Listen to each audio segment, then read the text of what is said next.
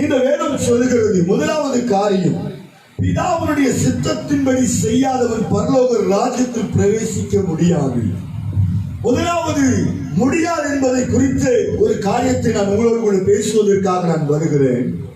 இந்த வேதம் என்ன சொல்கிறது சொன்னால், பிதாவுடைய சித்தத்தை செய்யாதபடிக்கு இருக்கிறவன் பரலோக ராஜ்யத்திலே அவருடைய வாழ்க்கை பிரவேசிக்க முடியாது என்பதை குறித்து சொல்லப்பட்டிருக்கிறது.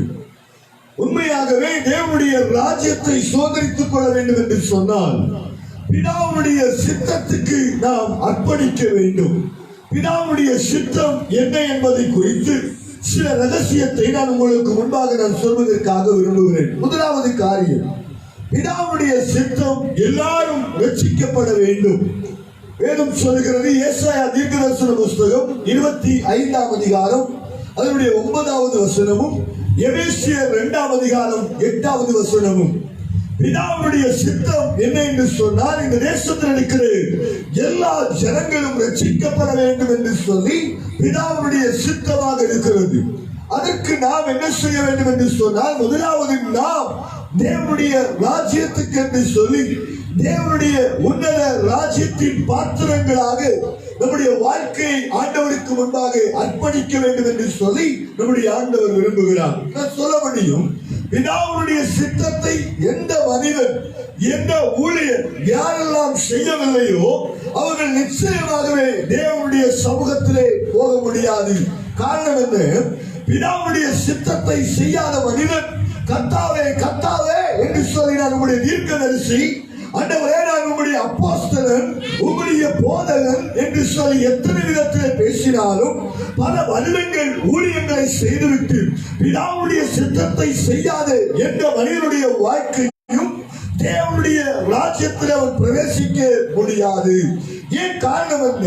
இது முடியவே முடியாது என்று சொல்லப்பட்டிருக்கிற ஒரு ரகசியம். காரணம் என்னபடி சொன்னால், நம்ம ரட்சிக்கப்பட்டிருக்கிறோம், அபிஷேகம் பண்ணப்பட்டிருக்கிறோம், தேவனுடைய சமூகத்திலே நல்ல கூட்டங்களை நடத்தி கொண்டிருக்கிறோம், தேவனுக்காக வைராக்கியம் அணிந்து கொண்டு ஏதாயிலும் செய்ய வேண்டும் என்று சொல்கிற ஒரு வாஞ்சி நம்முடைய வாழ்க்கையில் இருக்கிறது. ஆனால் வேதம் சொல்கிறது, பிதாவுடைய சித்தத்தின்படி செய்யாத எந்த மனிதனும் தேவனுடைய ராஜ்யத்திலே நிச்சயமாகவே பிரவேசிக்க முடியாது. இன்னைக்கு நான் சொல்லுகிறேன், முடியாது என்று சொன்னால் நிச்சயமாகவே முடியாது.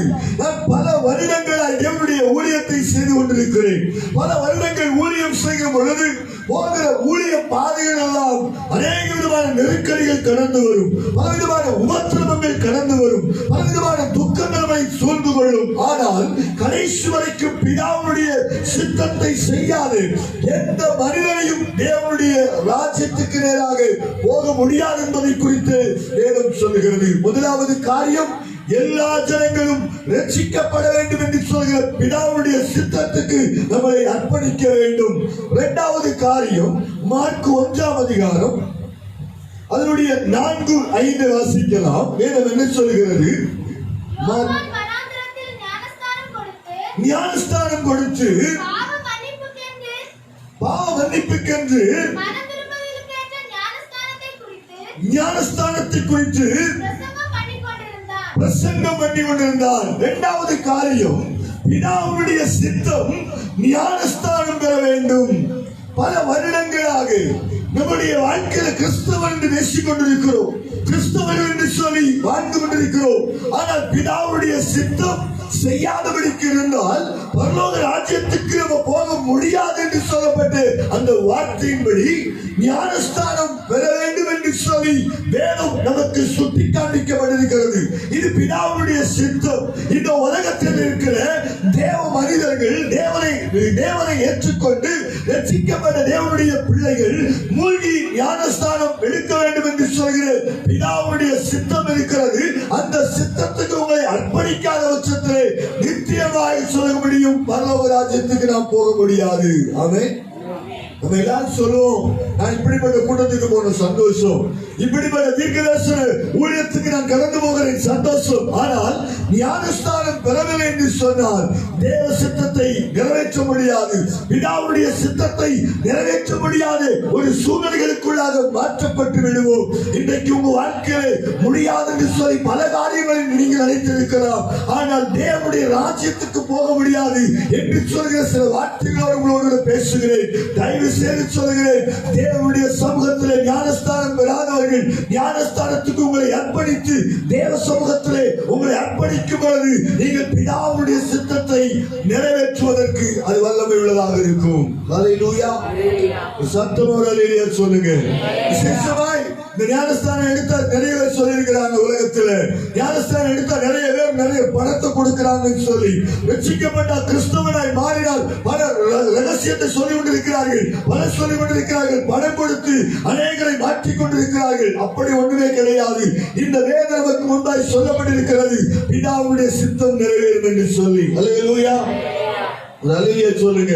கர்த்தருடைய வசனம் சொல்கிறது, நீங்கள் என்ன செய்ய வேண்டும் என்று சொன்னால் ஞானஸ்தானம் நிச்சயமாகவே நீங்கள் எடுத்துக்கொள்ள வேண்டும். நம்முடைய சபையில வருகிற எல்லா குடும்பங்களும் எல்லா விதமான எல்லாரும் வீட்டில் இருக்கிற அத்தனை பேருமே ஞானஸ்தானம் எடுத்திருக்க வேண்டும். ஆமென். இது யாருடைய கட்டளை என்று சொன்னால் மத்தேயு 28ஆம் அதிகாரத்தை நீங்க பார்ப்பீங்க சொன்னால் தேவனுடைய கட்டளையாக இருக்கிறது. அந்த கட்டளைகள் தனித்தனி மனிதனுக்காக அல்ல, கணவனுக்காக, மனைவிக்காக, பிள்ளைக்காக அல்ல, தேவ சமூகத்தில் இருக்கிற அத்தனை பேருமே ஞானஸ்தானம் பெற்றுக்கொண்டு சபைக்கு அங்கத்தினராக மாற்றப்படுகிற ஒரு கருவியாக நம்முடைய வாழ்க்கை மாற்றப்பட வேண்டும். ஹல்லேலூயா சொல்றீங்களா? கிறிஸ்துவுக்குள் பிரியமான அன்பு தேவனுடைய பிள்ளைகளே, நீங்கள் முதலாவது காரியம் எல்லாரும் ரட்சிக்கப்பட வேண்டும் என்று ஜெபிக்க வேண்டும். அடுத்ததாக எல்லாரும் ஞானஸ்தானம் பெற வேண்டும் என்று சொல்லி நீங்கள் ஜெபிக்க வேண்டும். மூணாவதாக யோவான் 3ஆம் அதிகாரம் அதனுடைய 24வது வசனத்தை ஒருவர் வாசிக்கலாம். அக்காலத்திலே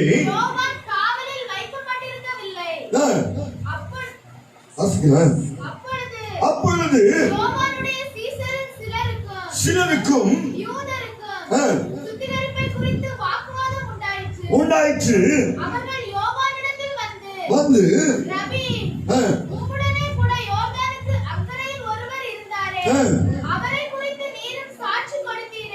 லூக்கா 1:15 வாசிக்கலாம். லூக்கா 1ஆம் அதிகாரம் அவருடைய 15 வாசிக்கலாம்.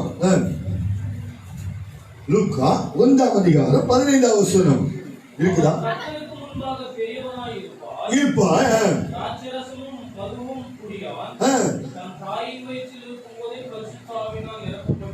அடுத்ததாக பிதாவுடைய சித்தம் என்னன்னு சொன்னால் பரிசுத்த ஆவியிலே நிறைந்திருக்க வேண்டும். ஹல்லேலூயா. சுத்திகரிக்கப்பட்டு தேவ சமூகத்திலே பரிசுத்த ஆவியானவருடைய நிறைவுகளுக்குள்ளாக நம்முடைய வாழ்க்கையை ஒப்புக் கொடுக்க வேண்டும். இதுதான் தேவனுடைய சித்தம். இந்த பரிசுத்த ஆவியானவர் பிதாவுடைய சித்தத்தை நிறைவேற்றுவதற்கு எல்லா ஜனங்களும் ரட்சிக்கப்பட வேண்டும், எல்லா ஜனங்களும் ஞானஸ்தானம் பெற வேண்டும், எல்லா ஜனங்களும் பரிசுத்த ஆவியினுடைய நிறைவை சுதந்திரித்துக் கொள்ள வேண்டும். ஹல்லேலூயா. வாட்ஸ்அப்ல பார்த்த ஒரு காரியம், 2 வாலிப சகோதரர்கள், அந்த சகோதரர்களை பார்த்தீங்கன்னா இப்போ காலகட்டத்தில் நீங்க பரீட்சை எழுதாம பாஸ் ஆயிடுவேங்க சொன்னதுக்கு அவங்க பரிசுத்த ஆவியானவருடைய நிறைவோடு கூட இருந்து சொன்னது போல அவங்க பேசிக் கொண்டிருக்கிறார்கள். ஏன் காரணம் என்ன அப்படி சொன்னால், இந்த உலகத்தில் இருக்கிற அப்படிப்பட்ட காரியத்துக்காக நம்மளை அழைக்கல. நான் ஒன்று சொல்ல முடியாது, பார்ப்பதற்கு சிரிப்பாக இருந்தாலும் அது பரிசுத்த ஆவியானவரை கேள்வி போல ஒரு சூழ்நிலைகள். ஆனால் தேவன் சொல்கிறது, கடைசி காலங்களிலே பரிசுத்த ஆவியானவருடைய நிறைவு நம்முடைய வாழ்க்கையில் இருக்க வேண்டும். ஹல்லேலூயா. நான் உங்களுக்கு அன்பா சொல்கிற ஒரு வெளிப்பாடு சொல்றேன். நீங்க தேவனுடைய சமூகத்திலே பரிசுத்த ஆவியானவருடைய அந்நிய பாஷையுடைய நிறைவை நீங்கள் பெற்றுக்கொள்ள வேண்டும். ஏன் காரணம் என்ன சொன்னா, ஏதோ வந்தோம், ஏதோ ஆண்டுடைய சமூகத்தில் வந்தோம் போனோம் அல்ல. நீங்கள் ஜலத்தினாலும் ஆவினாலும் பிரலாபத்திலே தேவனுடைய ராஜ்யத்துக்கு நிச்சயமாய் போக முடியாது. ஆமென். எத்தனை வருஷங்கள் நாம் ஊழியம் செய்யலாம், எத்தனை வருஷங்கள் தேவ சமூகத்திலே விசுவாசிகளாக இருக்கலாம், ஆனால் பரிசுத்த ஆவியிலே நீங்கள் நிறைந்திருக்க வேண்டும். இது பிதாவுடைய சித்தம். ஆமென். பிதாவுடைய சித்தத்துக்கு உங்களை அர்ப்பணிக்க வேண்டும் என்று சொல்லி வேதம் நமக்கு முன்பாக சொல்லப்பட்டிருக்கிறது. நீங்க ஒன்று புரிந்து கொள்ள வேண்டும், தேவ சமூகத்திலே நீங்கள் பரலோக ராஜ்யத்துக்கு போக முடியாது என்று சொல்லி வாழ்வதற்காக அல்ல, பரலோக ராஜ்யத்துக்கு நான் போக வேண்டும், பிதாவுடைய சித்தத்தை நான் நிறைவேற்ற வேண்டும் என்று சொல்லி அதிலே சில பங்குகளை நீங்கள் எடுத்துக்கொள்வீர்கள் என்று சொன்னால் அது உங்களுடைய வாழ்க்கையில் ஒரு பெரிய ஆசீர்வாதம். ஆமென் சொல்ல மாட்டீங்களா? நம்ம ஆவிக்குரிய சத்தியத்தை ரொம்ப கேட்க என்ன செய்வோம் அப்படின்னு சொன்னா பிடிச்சிடும். ஆனா ஆசீர்வாதத்தினுடைய செய்தியை கேட்டா ரொம்ப சந்தோஷப்படுவோம். அது எல்லா ஜனங்களும் அப்படிதான். ஆசீர்வாதத்தை சொன்னா ஒரு பயங்கரமான ஒரு சூழ்நிலை. சிலருடைய வியாதிய சொன்னா போதும், ஐயோ பாஸ்டர் கரெக்டா சொல்லிட்டார். சிலருடைய குடும்பத்தில் இருக்கிற பிரச்சனையை சொன்னா போதும் கரெக்டா சொல்லிட்டார் என்று சொல்லி நம்ம நினைப்போம். ஆனா இன்னைக்கு பரிசுத்த ஆவியானவர் என்று சொல்லுகிற காரியம் என்ன? ஒரு ஆவிக்குரிய சின்னவனாய் அல்ல, ஆவிக்குரிய வாழ்க்கையிலே வளர்கிறவனாக பிதாவுடைய சித்தத்தை நிறைவேற்றுவதற்கு நம்மளை அர்ப்பணிக்க வேண்டும். ஹல்லேலூயா. பைபிள்ல நிறைய ரகசியங்களை பார்க்கிறோம். ஆனா அதன்படி நடக்கிறோமா? அதன்படி நம்ம செய்கிறோமா என்று சொல்கிற ஒரு எண்ணங்கள் நம்முடைய வாழ்க்கையில தேவை என்பதை அறிந்து கொள்ள வேண்டும். பரிசுத்த ஆவியானவரை குறித்து ஏன் நமக்கு வேணும் சொன்னா, அவர் ஒவ்வொரு நேரமும் நம்ம கபடம் இல்லாம நம்மளை நடத்துகிறவர், கபடம் இல்லாம நம்ம கூட பேசுகிற தெய்வம். நேற்றைய தினத்திலே ஒரு வாலிப சகோதரிக்காக சில நேரங்கள் ஜெபித்து, அந்த ஜெபிக்கிற நேரத்துல அந்த சகோதரனுடைய வயிற்று பகுதிகளிலே திடீர்னு சொன்னால் வயிறு ஊதுகிறதை போல இருக்கும். சில நேரங்களில் பார்த்தா வயிற்றுக்குள்ளால் ஏதோ நடந்ததை போல இருக்கும். அப்ப அந்த தாயிடத்துல நான் தாயிடத்துல கேட்ட பொழுது, நான் கேட்ட சிஸ்டர் இப்படிதானே அப்படின்னு கேட்ட உடனே அந்த சகோதரி சொன்ன, அப்படியே தான் பாஸ்டர், அதே போலதான் அடிக்கடி இப்படிப்பட்ட சூழ்நிலைகள் வயிற்றுல பலவிதமான பலவீனத்தை காண்பித்து கொண்டிருக்கிறது, பலவிதமான சூழ்நிலைகளை காண்பித்து கொண்டிருக்கிறது. காரணம் என்ன அப்படி சொன்னால், பரிசுத்த ஆவியானவர் சகலத்தையும் சொல்ல வல்லமை உள்ள தெய்வம். ஆமென். அப்ப உங்களுடைய வாழ்க்கையில தேவனாகிய கர்த்தருடைய சமூகத்திலே சொல்கிறேன், அவர் சகலத்தையும் நம்முடைய வாழ்க்கையில சொல்லக்கூடிய ஒரு தெய்வம். ஆமென். யோசித்து பாருங்க, எனக்கு போன் எங்க இருந்தெல்லாம் வருதுன்னு தெரியாது. நான் திடீர்னு யோசிப்பேன். சிலர் போன் பண்ணும்போது நம்மளை ஏமாத்துறதுக்கு போன் பண்றாங்களா அப்படின்னு யோசிப்பதெல்லாம் உண்டு. லண்டன்ல இருந்து போன் வரும், சில பெரிய பெரிய பெரிய இடங்கள்ல இருந்து எல்லாம் போன் வரும். ஆனா இவங்க இந்த ஏமாத்துறதுக்கு அடிக்கிறாங்களா எனக்கு டவுட்டா இருக்கும். பாஸ்டர் ஜோ பண்ணுங்க, எனக்கு இப்படியாக்கும் அப்படியாக்கும் சொல்லுவாங்க. ஒரு நாள் ஒரு சகோதரி இப்படியாய் போன் பண்ணிருந்தாங்க, பாஸ்டர் எனக்கு ஒரு வயிற்றுல குழந்தை இருக்குது, டாக்டர் இப்படி எல்லாம் சொல்லி இருக்கிறாங்க அப்படின்னு சொல்லி எனக்கு டவுட் ஆகி போச்சு. இவங்க உண்மையை சொல்றாங்களா இல்ல போய் சொல்றாங்களா, ஸ்கேன் எடுத்தாங்களா, வயிற்றுல குழந்தை இருக்கா, இங்க டவுட் ஆகி போச்சு. அப்போ பரிசுத்த ஆவியிடத்துல கேட்ட பொழுது அவர் தெளிவாய் சொன்ன ஒரு காரியம், அந்த சகோதரி உண்மையை தான் சொல்லுது, நீ ஜெபம் பண்ணு என்று சொல்லி ஆவியானவர் இடைவிட்டார். காரணம் என்ன? பரிசுத்த ஆவியானவருடைய நிறைவு நிச்சயமா நம்முடைய வாழ்க்கையில தேவை. அவன் எத்தனை பேருக்கு தேவை? பரிசுத்த ஆவியானவர்கள் கூட எப்பவுமே பேசணும். இல்லைன்னு சொன்னா இன்னைக்கு நம்முடைய வாழ்க்கையில பாருங்க, மனுஷர்கள் ஏமாற்றுகிற ஒரு காலம். மனிதர்கள் இன்னைக்கு கணவர் இருக்கலாம், மனைவியா இருக்கலாம், பிள்ளைகளாக இருக்கலாம், இன்னைக்கு எல்லாரையும் ஏமாற்றுகிற ஒரு காலத்துக்குள்ளாக இருந்து கொண்டிருக்கிறோம். பரிசுத்த ஆவியானவர் என்னுடைய ஞானம், என்னுடைய படிப்பு இதை சொல்லுவாங்க, சைக்காலஜியா ஏதோ ஒரு படிப்பு சொல்லுவாங்க. மனுஷன் முகத்தை பார்த்த உடனே சொல்லிடுவாங்க, இவன் கெட்டவன், இவன் நல்லவன், இவன் நல்ல குணம் அப்படி சொல்லுவாங்க. ஆனா அந்த சைக்காலஜிலாம் ஒண்ணுமே செய்ய முடியாது. அது கூட அவருடைய முகரூபத்தை மாற்றிவிடும், அவருடைய சூழ்நிலைகளை மாற்றிவிடும். ஆனால் இந்த வேதம் தெளிவாய் சொல்கிற காரியம் என்ன?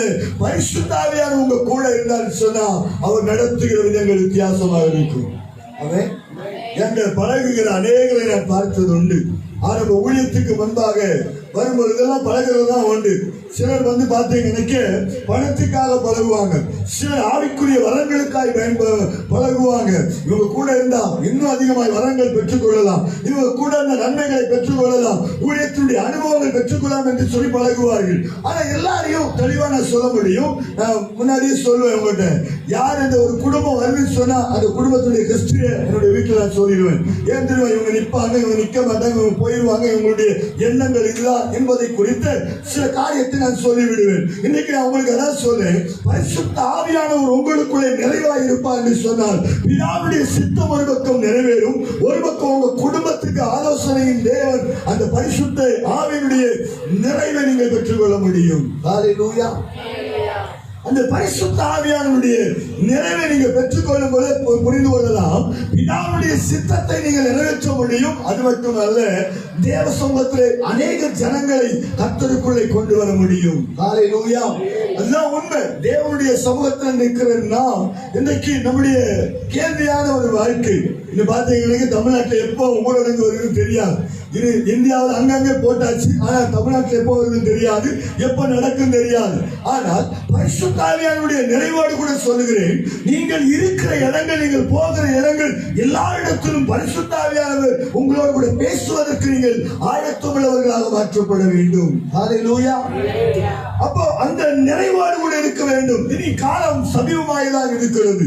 இது ஒரு முடிவுக்கு வரப்போகிறது. அதுதான் முடியாது என்பதை உங்களுக்கு முன்பாக நான் பேசுகிறேன். கடைசி காலத்தில் என்ன எப்படி என்ன சம்பவிக்கும் என்று தெரியாது. ஆனால் அந்த சம்பவிக்க போகிற காரியத்திலிருந்து தப்புவிப்பதற்கு யார் தேவை என்று சொன்னால் பிதாவுடைய சித்தம். ஹல்லேலூயா. பரிசுத்த ஆவியானவருடைய நிறைவை நீங்கள் பெற்றுக்கொள்ள வேண்டும். அடுத்ததாக சங்கீதம் 51 அதனுடைய 7வது வசனத்தை ஒருவர் வாசிக்கலாம். என்னை யூசப்பினால் சுத்திகரியும், அப்பொழுது நான் சுத்தமாவேன். என்னை கழுவி அருளும், போதும். பாவங்களை விட்டு ஓட வேண்டும். பிதாவுடைய சித்தம் என்ன அப்படின்னு சொன்னா, அடுத்து நான் உங்களுக்கு சொல்றேன், நம்மை சுத்திகரிக்கப்பட்ட அந்த நம்முடைய வாழ்க்கையில பாவங்களை விட்டு ஓட வேண்டும் என்று சொல்லுகிறது. ஏன் அப்படி சொன்னால், பிதாவுடைய சித்தத்தை நீங்கள் நிறைவேற்ற வேண்டும் என்று சொன்னால் பாவங்களை விட்டு ஓடுகிற ஒரு அனுபவம் நம்முடைய வாழ்க்கையில வரும். ஆமென். எத்தனை எலெக்ஷனுக்கு எவ்வளவு ரூபா வாங்கிய எனக்கு தெரியாது. அல்லேலூயா. பாஸ்டர் தந்தா வாங்குவோம். அல்லேலூயா. பாவங்களை விட்டு, அது நமக்கு பாவம் தான். ₹1 கூட வாங்காதீங்க யார் தந்தாலும். அவன் சில 5 கட்சியில 5 வாங்குவாங்க. 5000 ரூபாய் ஆட்சி உங்களுக்கு ஒன்றும் தெரியாது, உங்களுக்கு பொழைக்க தெரியல நீங்க சொல்லுவீங்க. ஆனா இன்னைக்கு தேவனுடைய சமூகத்தில் இருக்கிற அன்பு தேவனுடைய பிள்ளைகளே, நமக்கு நேராய் வருகிற பாவம், நமக்கு நேராய் வருகிற அப்படிப்பட்ட பாவத்தை விட்டு, ஒருவேளை தாவீது செய்த பாவம் ஒரு பக்கம் இருக்கலாம். ஆனா இந்த காலகட்டங்களிலே ஆண்டவருக்கு பிரியமில்லாத எந்த பாவம் செய்தாலும் சரி, பிதாவுடைய சித்தத்தை நிறைவேற்ற முடியாது. அல்லேலூயா.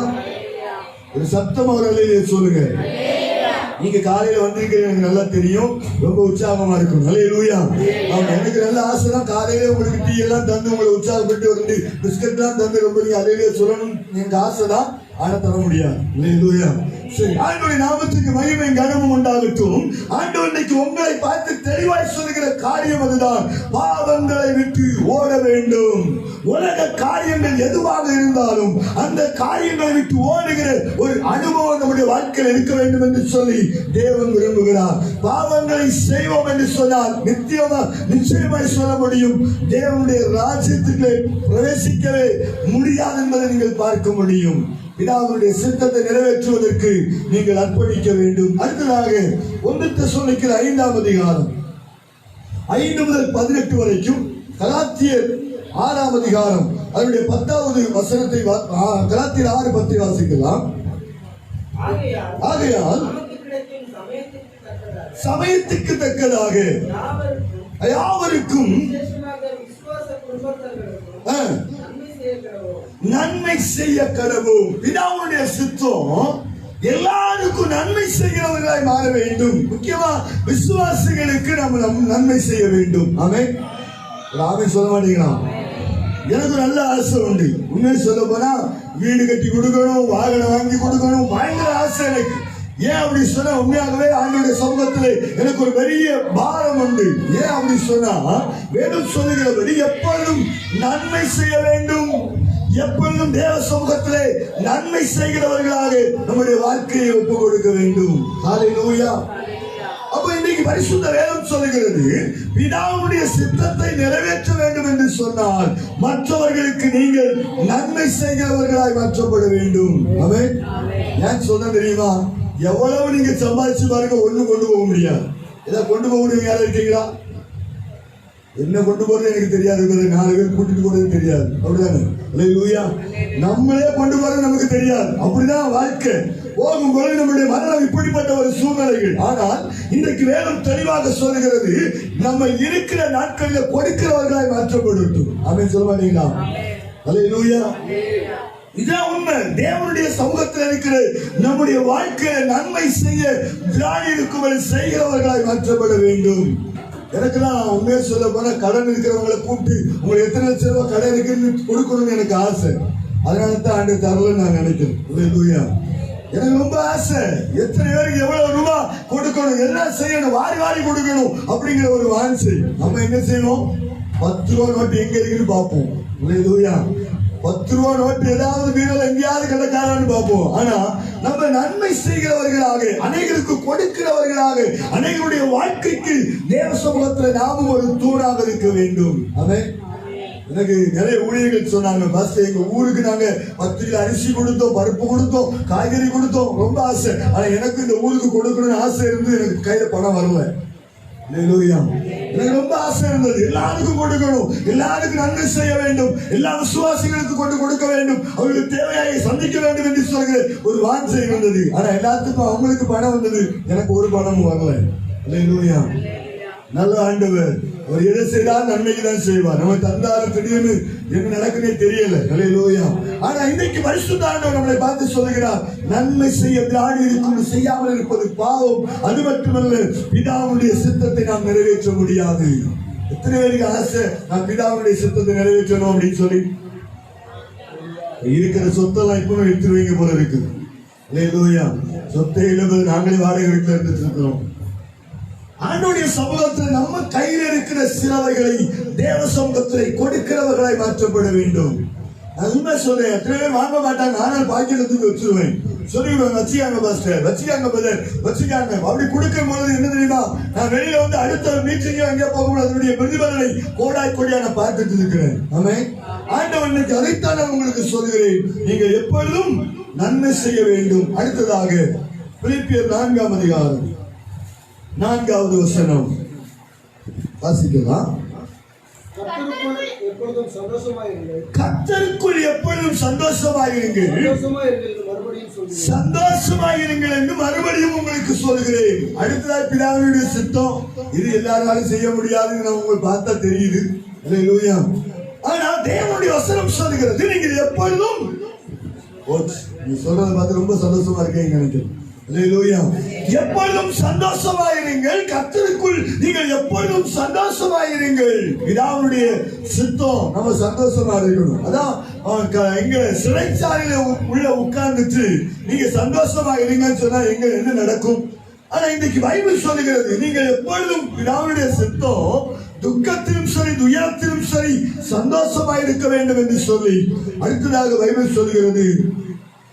1 பேதுரு 4ஆம் அதிகாரம் 7வது வசனம். 1 பேதுரு 4ஆம் அதிகாரம் 7வது வசனம். எல்லாவற்றுக்கும் முடிவு சமீபமாயிற்று, தெளிந்த புத்தி உள்ளவர்களாக இருந்து ஜெபம் பண்ணுவதற்கு ஜாக்கிரதை உள்ளவர்களாக இருங்கள். அடுத்தது பிதாவுடைய சித்தம், இடைவிடாமல் ஜெபம் பண்ணுங்கள். ஜெபம் நம்முடைய வாழ்க்கையில ரொம்ப இருக்கணும். அவன் சொல்ல மாட்டீங்களா? ஜெப வாழ்க்கைக்கு விரோதமாக நம்முடைய வாழ்க்கையில என்னைக்கு ஜெபம் பண்ண போறோம் அன்னைக்கு பிரச்சனை, என்னைக்கு ஞானஸ்தானம் எடுக்கிறோமோ அன்னைக்கு பிரச்சனை. ஒருத்தர் ஞானஸ்தானம் எடுத்துட்டு போனார், 30,000 செல்லு கலந்து போச்சு. ஏன் பாஸ் ரொம்ப நல்லதுன்னு பாக்குறீங்களோ? அதுதான் அவருக்கு நிறைய இருந்திருக்கும். அல்லேலூயா. அடுத்ததாக பார்க்கும்போது நிறைய காரியங்களை சொல்ல முடியும். ஞானஸ்தானம் எடுக்கும் பொழுது ஒருவேளை நமக்கு பிரச்சனை வரலாம், போராட்டம் வரலாம். ஆனால் அந்த நேரத்தில் கூட நம்ம ஜெபத்தை ஒரு நாள் விட்டுவிடக் கூடாது. அல்லேலூயா. முன்னாடி இருக்கிற பிரச்சனையை பார்க்கிறத விட நமக்கு முன்னாடி இருக்கிற இயேசுவை பார்ப்போம். ஆமென். அழுகிறோம், கண்ணீர் வடிக்கிறோம், வேதனைப்படுறோம், ஒண்ணுக்கும் பதில் இல்லையா ஆண்டவரே? ஏன் ஆண்டவர் எங்களுக்கு இப்படி நடக்குது? பல கேள்விகள் இருக்கிறது. ஆனாலும் கர்த்தர் நம்மகிட்ட விரும்புகிற காரியம், விழித்திருந்து ஜெபியுங்கள். அல்லேலூயா. நம்முடைய வாழ்க்கையில இடமிடாமல் ஜெபிக்கிற ஒரு அனுபவம் நம்முடைய வாழ்க்கையில தேவை என்பதை கர்த்தர் அறிந்திருக்கிறார். உங்களுக்கு அன்பா சொல்ல முடியும், தேவ சமூகத்துல ஒரு காரியத்தை தான் நான் பேசியிருக்கிறேன். ஆனா எழுதி வச்சிருக்கிறதெல்லாம் 7 காரியம். அதுல பிதாவுடைய சித்தத்தை தான் உங்கள்கிட்ட பேசியிருக்கிறேன். ஆமென்.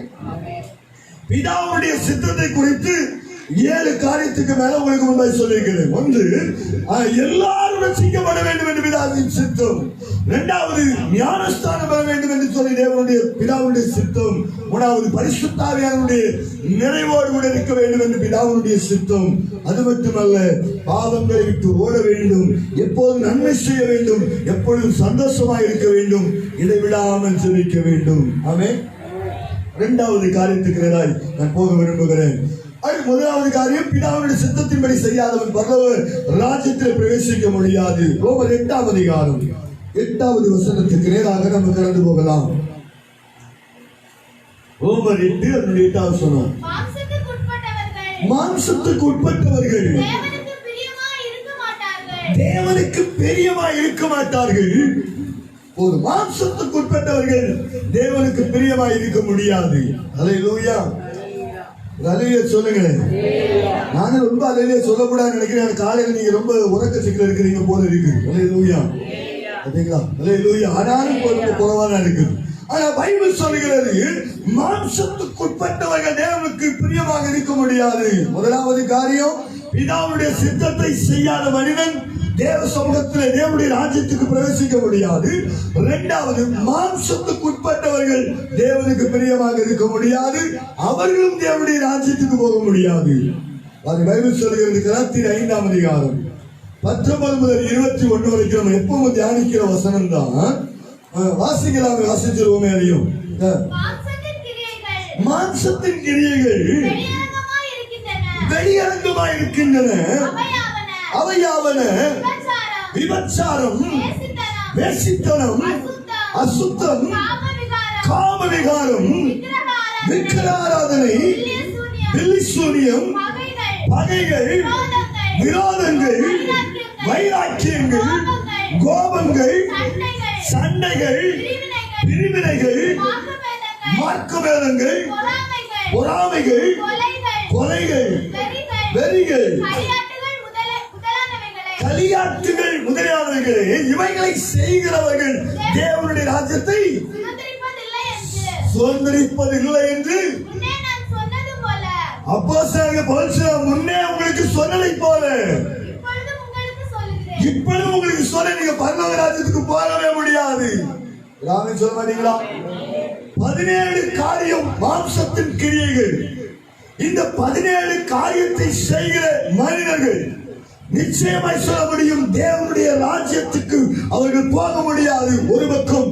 இன்னொரு பக்கம், மாம்சத்துக்கு உட்பட்டவர்களாக இருப்பேன் என்று சொன்னால், எவ்வளவு பெரிய விசுவாசியாக இருந்தாலும், எவ்வளவு பெரிய ஊழியக்காரர்களாக இருந்தாலும், எத்தனை வருடங்கள் தேவனை தேடுகிறேன் என்று சொன்னாலும், வேதம் சொல்கிற முன்னே சொன்னதை போல இப்பவும் மீண்டும் சொல்றேன், என்ன சொன்னா, நீ தேவனுடைய ராஜ்யத்தை பிரவேசிக்க முடியாது. அல்லேலூயா. நானும் ஆசீர்வாத சீனி எடுக்கணும் நான் நினைச்சதே இருக்கிறேன், நடக்கவே மாட்டேது. அல்லேலூயா. அல்லேலூயா. அப்ப வேதம் சொல்லுகிறது, வேதம் நமக்கு முன்பாக தெளிவாய் சொல்கிற ஒரு காரியத்தை நான் உங்களுக்கு அன்பா சொல்றேன். நீங்கள் தேவனுடைய ராஜ்யத்துக்கு போக வேண்டும் என்று சொன்னால், நீங்க செய்ய வேண்டிய ரகசியமான காரியம், நீங்கள் தேவ சமூகத்திலே மாம்சத்தின் கிரியைகள் உங்கள் வாழ்க்கையில் இருக்கக்கூடாது. ஹல்லேலூயா. மாம்சத்தின் கிரியைகள் நம்ம நடக்கும் பொழுது அது நம்மளுக்கு என்ன செய்யும் என்று சொன்னால், அது நம்முடைய வாழ்க்கையிலே பரலோகத்துக்கு நம்மளை கொண்டு போகாது. ஹல்லேலூயா. இன்னைக்கு இருக்கிற உங்களோடு நான் அன்பாய் சொல்கிறேன், தேவனுடைய ராஜ்யத்துக்காக, தேவனுடைய நாமம் மகிமைப்படுவதற்காக நீங்கள் செய்ய வேண்டிய காரியம், பிதாவுடைய சித்தத்துக்கு உங்களை ஒப்பு கொடுத்து முடியாது என்று சொல்லி உங்களுடைய வாழ்க்கையை நீங்கள் தூரப்படுத்தி விடாதீர்கள். தேவ சமூகத்திலே முடியும் என்று சொல்கிற ஒரு வாஞ்சியோடு கூட நீங்கள் இருப்பதற்கு உங்களை அர்ப்பணிக்க வேண்டும். ஹல்லேலூயா. பைபிள் தெளிவாய் நமக்கு முன்பாக சொல்கிறது, நம்முடைய வாழ்க்கையில உலகத்துடைய எந்த காரியத்துக்காக நாம் விழுந்து விடக்கூடாது. ஹல்லேலூயா. பைபிள்ல நம்மளை ஆண்டவர் ரொம்ப நேசிக்கிறார். அதனால தான் சொல்றாரு, உலக காரியங்களிலே நாம் ஒரு நாளும் விழுந்து கூடக்கூடாது. உங்களுக்கும் எனக்கும் ஒரு பெரிய வித்தியாசம் என்ன அப்படி சொன்னா, ஒரு ஊழியக்காரன், நீங்க விசுவாசியாக இருக்கலாம். ஆனால் ஆண்டவர் நம்மிடத்துல வித்தியாசத்தை பார்க்கிற காரியம் என்னன்னு சொன்னால், எல்லாரையும் ஒரே போல பார்த்து மாம்சத்தின் கிரியைகள் அவருடைய வாழ்க்கையில் இருக்கக்கூடாது என்று சொல்லி நம்முடைய ஆண்டவர் விரும்புகிறார். நான் அன்பாய் சொல்கிறேன், தேவனுடைய பிள்ளைகளே, ஆண்டவருடைய சமூகத்தில் இருக்கிற நாம் ஆண்டவருடைய சமூகத்திலே வாழ்ந்து கொண்டிருக்கிற நம்முடைய வாழ்க்கை மாம்சத்தின்படி நம்முடைய ஒரு நாள் நம்ம போயிடக்கூடாது. அல்லேலூயா, ஆமென் சொல்லுங்களே.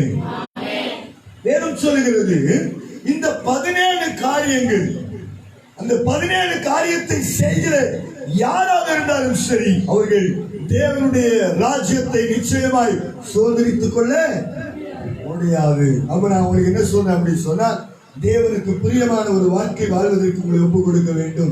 3வது காரியத்தை நான் சொல்லி நான் முடிக்க விரும்புகிறேன். அடுத்ததாக 1 கொரிந்தியர் 2ஆம் அதிகாரம் 14 15 ஒருவர் வாசிக்கலாம்.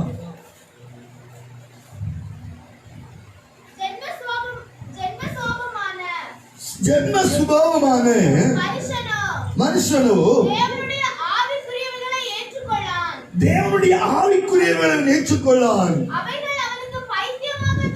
போதும். இங்க என்ன சொல்லப்படுகிறது சொன்னா, 3வது காரியம், 1வது பிதாவுடைய சித்தம், 2வது மாம்சத்தின் கிரியை, 3வது காரியம் ஜென்ம சுபாவம். மனுஷன் தேவனுடைய ஆவிக்குள்ளானவைகளை ஏற்றுக்கொள்ள முடியாது.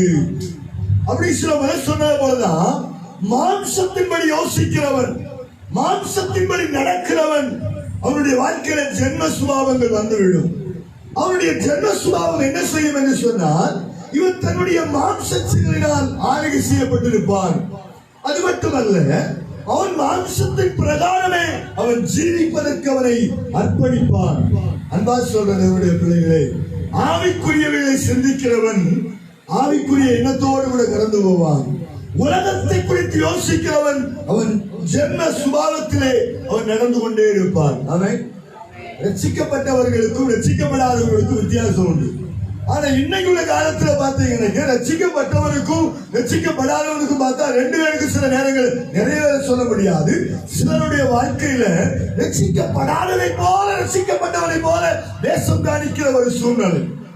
அல்லேலூயா. இன்னைக்கு நடக்கிற சம்பவம் அதுதான். இன்னைக்கு நிறைய பேருடைய வாழ்க்கையில ரசிக்கப்படுகிற சொல்றாங்க. ஆனா ஜென்ம சுபாவம் மாறி இருக்கிறதா?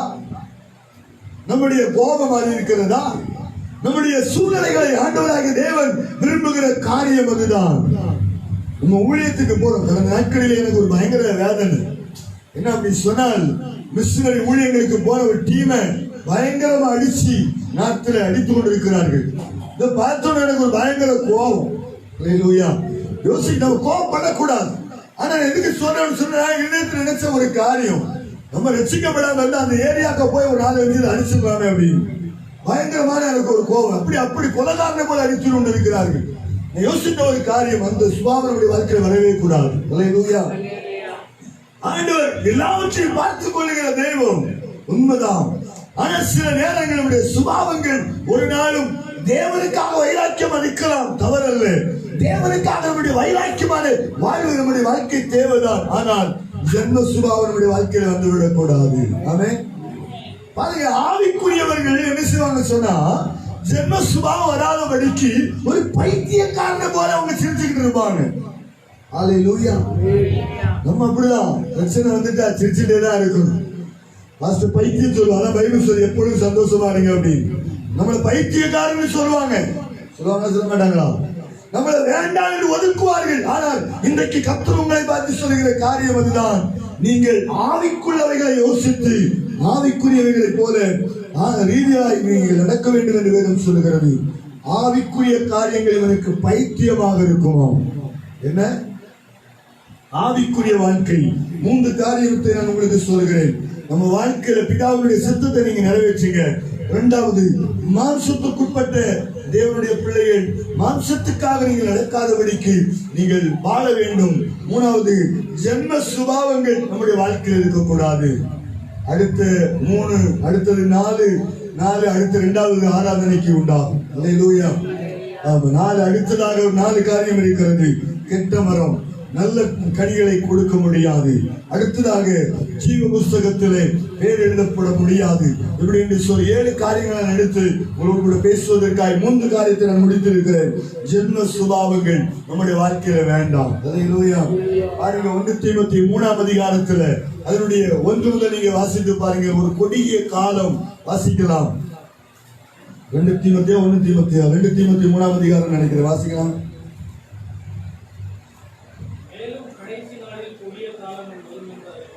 அறிவாயாக. எப்படி எனில் மனுஷன் தற்பிரியனாகவும்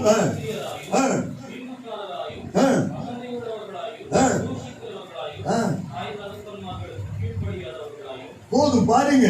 இதை நீங்க வீட்டுல போய் வாசிப்பீங்க சொன்னா இது ஒரு கடைசி காலத்துல அநேகருடைய வாழ்க்கையில ஜென்ம சுபாவங்கள் உண்டாகும்.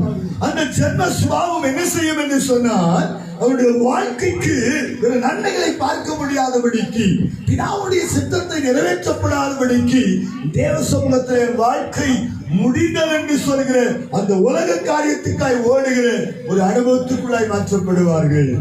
எல்லாரும் எழுதி போமா. ஆண்டவர் நல்லவர். அடுத்த செய்தி நீங்க உட்கார்ந்து